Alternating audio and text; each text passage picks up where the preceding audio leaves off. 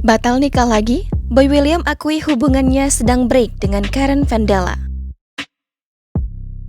Aktor sekaligus presenter Boy William akhirnya buka suara terkait hubungannya dengan sang kekasih Karen Vandella.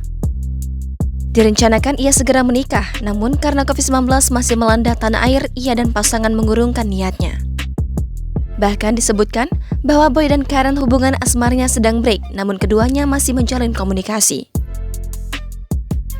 Kepada Maya Estianty, Boy William mengaku bahwa dirinya masih mempertimbangkan soal rencana pernikahannya.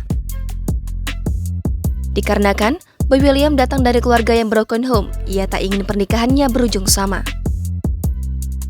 Tak hanya itu, hambatan-hambatan jelang pernikahan juga menjadi pertimbangan Boy William saat ini. Pasalnya, Boy mengatakan bahwa ada saja hambatan jelang pernikahan sehingga ia harus memikir matang-matang rencana pernikahannya itu.